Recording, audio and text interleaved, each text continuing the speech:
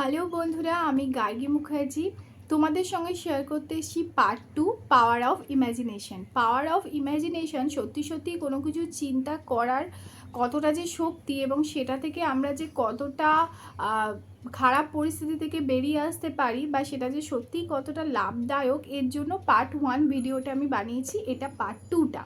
তার আগে বলে দিই আমি গার্গী মুখার্জি ফ্রম বর্ধমান। আমি এই ভিডিওগুলো বানাই একটাই উদ্দেশ্যে, কারণ যে যে অড সিচুয়েশানে পড়ে আমি ঠেকে শিখেছি, যে যে অড সিচুয়েশানে পড়ে আমি সেই সিচুয়েশানটা থেকে বেরিয়ে এসেছি কীভাবে, সেই জিনিসগুলো থেকে আমার যে শিক্ষাটা হয়েছে সেটা আমি তোমাদের সঙ্গে শেয়ার করি। কারণ আমার মনে হয় এই সময় এই কলিযুগে প্রত্যেকেই আমরা কিছু না কিছু প্রবলেমের মধ্যে পড়ি, যেটা হয়তো আমার সঙ্গে সিমিলার হতে পারে তোমাদের। তো তোমরা এরকম পরিস্থিতিতে পড়লে যাতে তোমাদের ঠেকে শিখতে না হয়, যাতে তোমরা যারা এই ভিডিওগুলো দেখছো ম্যাচ করে নিতে পারো যে এই সময় এটা হয়েছিল, তো এইভাবেই এটা বেরোনোর রাস্তা। হ্যাঁ, তো সেই যাতে তোমাদের আখেরে লাভ হয়, যাতে তোমাদের আখেরে কিছু ভালো হয়, তার উদ্দেশ্যেই এটা।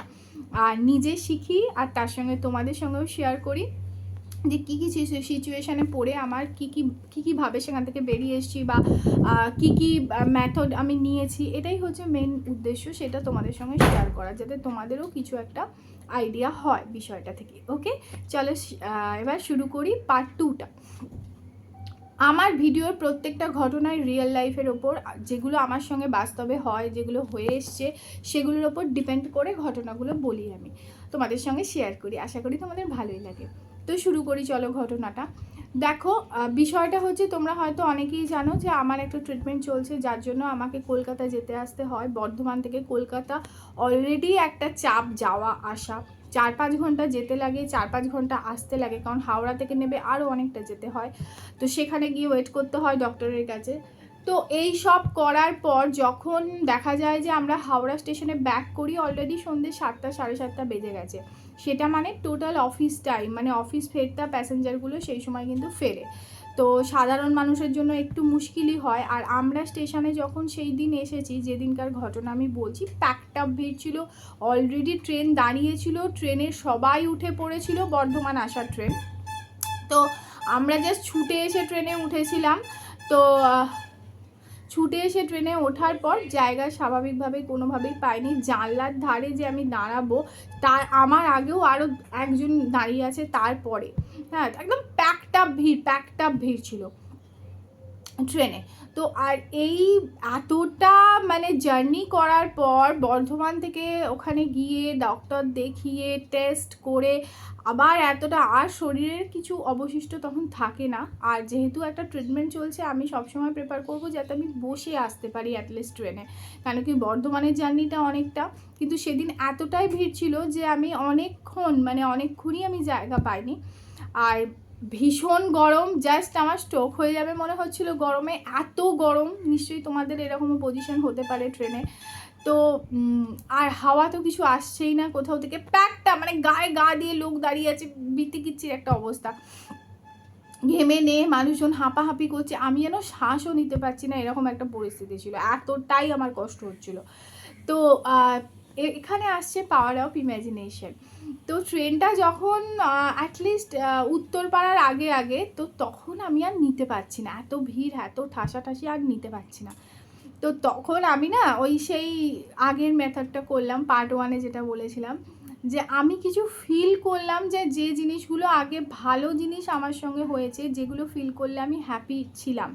আমরা মানুষদের একটা নেচার কি বলতো, আমরা খারাপ জিনিস খুব মনে রাখি, যে খারাপ ঘটনা যা হয়েছে অক্ষরে আমরা মনে রাখি, আমার সঙ্গে এই হয়েছিল, আমার সঙ্গে এই হয়েছিল, আমি মানে কষ্ট পাওয়ার জিনিসগুলো আমাদের মনে রাখি আমরা প্রচণ্ড।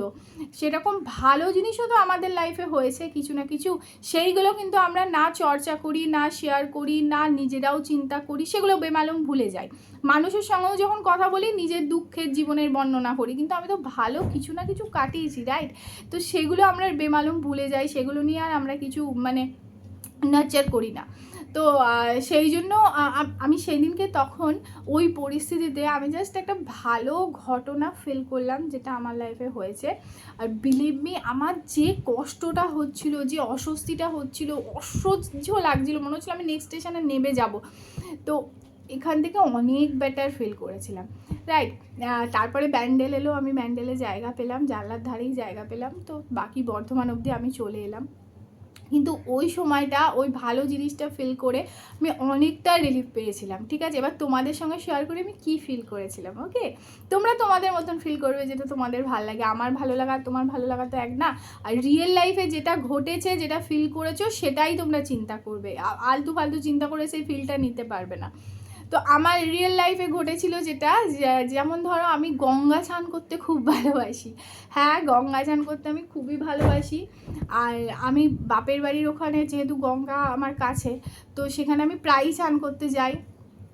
তো ওই যে দুপুরবেলা শুনশান গঙ্গাটা থাকে, একদম শুনশান, মানে শুধু মা গঙ্গা বয়ে যাচ্ছে টলমলভাবে, আর গঙ্গার ধারের পাড়টা একটু দূরে পুরো গ্রিন ঘাস, মানে মনে হচ্ছে কেউ কার্পেট পেতে দিয়েছে, ঠিক আছে। আর আমি ওই যে একা ওখানে সবুজ ঘাসের ওপর আমি হেঁটেছিলাম, সবুজ ঘাসে পা দিয়ে দিয়ে হেঁটেছিলাম, ওই দিকে সূর্যদেব মানে অস্ত যাওয়া যাওয়া মুখে রেড রেড হয়ে আছে, গঙ্গাটা অসম্ভব সুন্দর লাগছিল। আর এত ঠান্ডা হাওয়া লাগছিল আমার গায়ে যে মানে মনে হচ্ছিল আমি কোনো হেভেনেই আছি, মানে শুনশান, কোনো লোকজন নেই, মানে নিরিবিলি একটা বড় বট গাছ আছে, সেই বট গাছের পাশ দিয়ে আমি হেঁটে হেঁটে গিয়ে গঙ্গার জলে নেমেছিলাম। ওই যে ঠান্ডা জল আমি মুখে চোখে দিয়েছিলাম, ওইটা যে আমার ভেতরে রয়েছে ওই ফিলিংসটা, আমি কিছুক্ষণ চোখ বন্ধ করে না আমি জাস্ট ভাবলাম যে আমি এক্স্যাক্টলি এখন ওখানে আছি, আর এই জল তুলে আমি আমার মুখে দিচ্ছি, গ্রিন চারিদিকটা, শান্ত সুন্দর ঠান্ডা হাওয়া দিচ্ছে, ব্লেসড একটা পরিবেশের মধ্যে আমি আছি। আর এটা আমি কিছুক্ষণ ইমাজিন করার পর না আমার যেন একটা ঠান্ডা ফিল হলো, মানে আমার মানে বুকের মধ্যে যে চাপ ধরছিল, এই চাপটা যেন একটু কমলো, আমি যেন একটু রিল্যাক্স, মানে আমি যেন যুদ্ধটা করতে একটা মানে বল পেলাম। এই যে এতক্ষণ দাঁড়িয়ে গরমে ব্যান্ডেল অবধি আসা, এটা আমার কাছে যুদ্ধ, ওকে। হ্যাঁ, কারণ আমি তো ডেলি প্যাসেঞ্জার নই যে আমার এগুলো অভ্যস্ত আছে, আমি মোটেই ডেলি প্যাসেঞ্জার নই। তো এই রকম পরিস্থিতিতে 5 ঘন্টা ধরে গেছি, ওখানে 5 ঘন্টা বসে আছি, আবার 5 ঘন্টা ধরে ফিরবো আমি, তো আমার কাছে এটা ব্যান্ডেল অবধি দাঁড়িয়ে গরমে আসাটা সত্যি যুদ্ধর থেকে কম কিছু নয়। হ্যাঁ, তো যাই হোক, ওই যুদ্ধটা করতে একটু ভরসা পেলাম, আমি ব্যান্ডেল অবধি এলাম, একটু ঠান্ডা ফিল হলো। তো তোমরা এরকম কিছু ইম্যাজিন করবে, দেখবে যে কোনো অড সিচুয়েশানে ডেফিনেটলি একটু হলেও রিলিফ পাবে। তো এই ছিল ভিডিও। তবে হ্যাঁ, যেগুলো তোমার লাইফে সত্যি সত্যি ভালো ঘটেছে, যেটা তুমি এক্সপিরিয়েন্স করেছো, সেটাই ফিল করবে। এটা ওটা খামোখা চিন্তা করবে না, কারণ সেটা তুমি ফিল করতে পারবে না। টাটা।